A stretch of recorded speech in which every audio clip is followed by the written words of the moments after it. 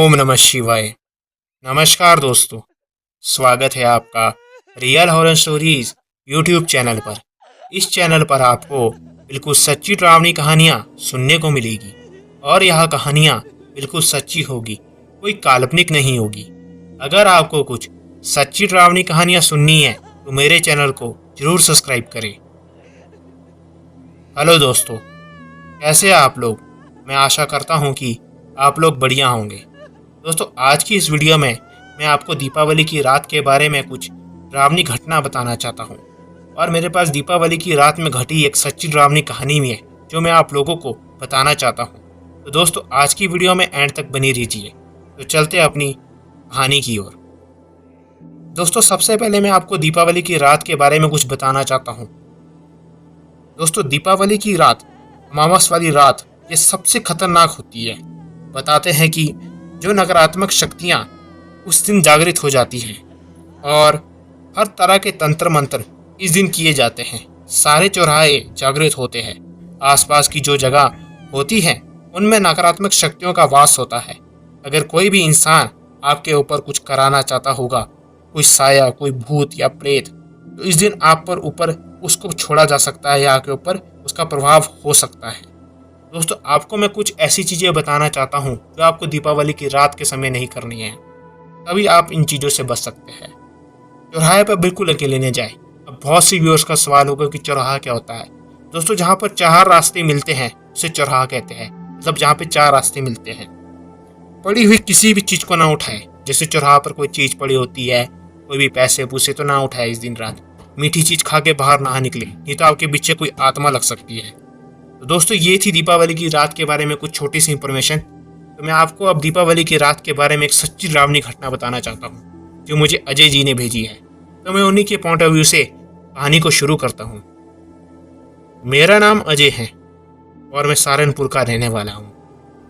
दोस्तों, ये बात 2023 की है, पिछले साल की। उस दिन दिवाली का दिन था। मैं एक हिंदू फैमिली से बिलोंग करता हूँ।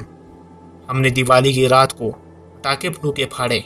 तभी मुझे मेरे दोस्तों का फ़ोन आता है और मेरे दोस्त मुझे बोलते हैं, चल आज कहीं घूमने चलते हैं। मैं और मेरे चार दोस्त हम दिवाली की रात को घूमने चल जाते हैं। तब रात के 10:30 बज रहे थे। हम सारे शहर का चक्कर मारते हैं और सबको एक एक घर छोड़ते हैं। तो मेरा घर सबसे एंड में था और जिस दोस्त के पास बाइक थी वो अपने घर चल जाता है और मुझसे बाय करके अपने घर की तरफ आने लगता हूँ। मैं घर को आ ही रहा था तब मैं देखता हूँ कि एक चौराहे पे किसी ने दीपक जला रखा है और दीपक के चारों तरफ ठेले पताशे रख रखे हैं और एक 500 का नोट रख रखा है। मैं बड़ा खुश होता हूँ कि मुझे 500 का नोट मिला और मैं वो 500 का नोट उठा लेता हूँ और ये मेरी सबसे बड़ी गलती थी। मैंने उस 500 के नोट को उठाया, उसमें संदूर था और उसमें कुछ लिखा हुआ था। मैंने इन बातों पर ज़्यादा ध्यान नहीं दिया और अपनी जेब में डाल लिया। मैं घर की तरफ आने लगा।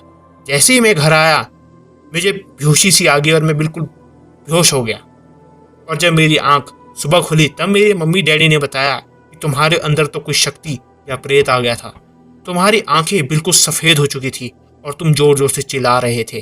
तभी मेरे मम्मी डैडी ने एक पास के पंडित को बुलाया और मेरा झाड़ फूक रात को ही करवाया। मुझे इस बात के बारे में कोई ध्यान ही नहीं है। मुझे बस इतना पता है कि जब मैं बेहोश हुआ उसके बाद के बारे में मुझे कुछ पता ही नहीं क्या हुआ मेरे साथ।